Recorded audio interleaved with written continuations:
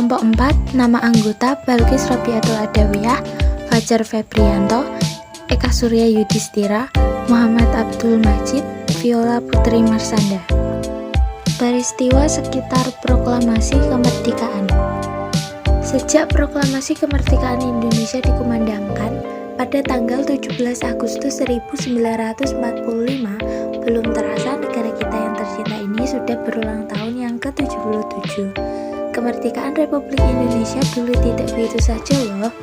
Selain kemerdekaan yang diraih oleh para pejuang kita dengan penuh tumpah darah, ada banyak sekali peristiwa yang terjadi menjelang kemerdekaan Indonesia, baik di Indonesia sendiri maupun di dunia yang ikut mempengaruhi kemerdekaan Indonesia. Awal kekalahan Jepang.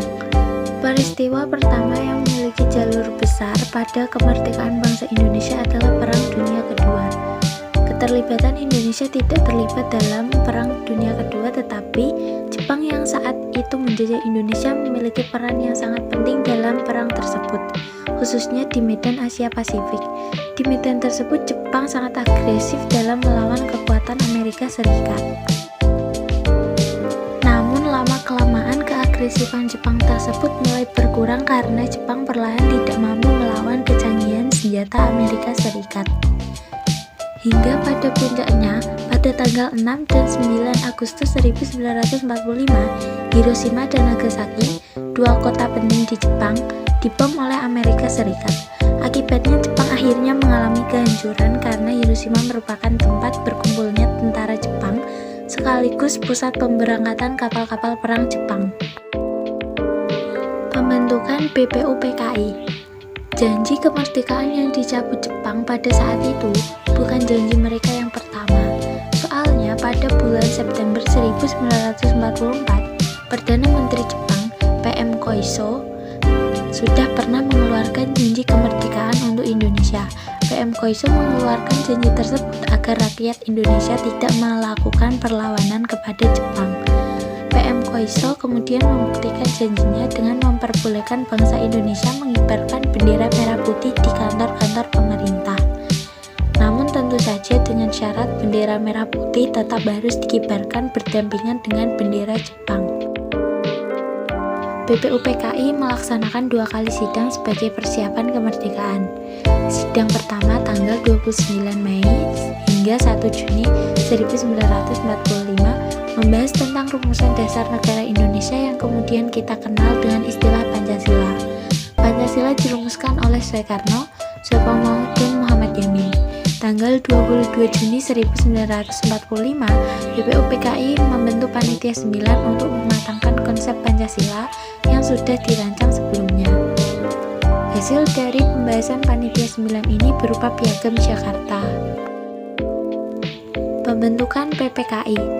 Peristiwa sekitar proklamasi yang terjadi setelah dibubarkannya BPUPKI adalah Jepang membentuk kembali sebuah badan bernama Panitia Persiapan Kemerdekaan Indonesia atau dalam bahasa Jepang bernama Dokuritsu Junbi Inkai. Badan tersebut bertugas untuk meneruskan tugas dari BPUPKI dalam rangka menyiapkan kemerdekaan.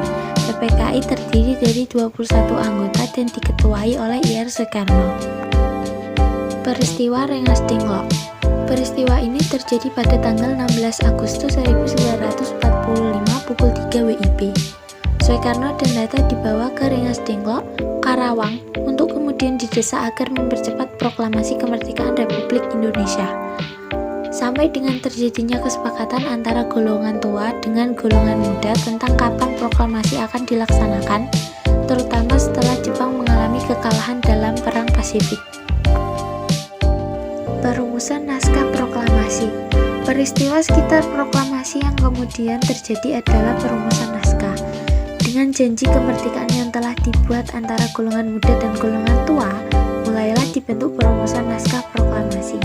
Perumusan tersebut diadakan di kediaman Laksamana Maeda yang kala itu menjabat sebagai kepala kantor penghubung angkatan laut Jepang.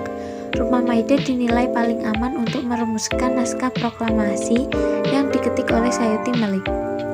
Dalam perannya, Soekarno merumuskan konsep proklamasi pada secari kertas, sementara Hatta dan Ahmad Soebarjo menyumbangkan pemikiran secara lisan. Detik proklamasi kemerdekaan. Peristiwa sekitar proklamasi yang tidak mungkin dilupakan adalah ketika detik-detik proklamasi kemerdekaan. Naskah proklamasi selesai disusun pada pukul 4 pagi menjelang subuh. Pada pukul 5 pagi, para pemimpin bangsa dan tokoh muda mulai keluar dari kediaman Laksamana Meda. Proklamasi kemerdekaan disepakati akan dibacakan pada pukul 10 WIB di kediaman Soekarno. Saat itu Hatta berpesan banyak pada semua pekerja pers yang hadir untuk memperbanyak naskah proklamasi dan menyebarkan ke segala penjuru dunia.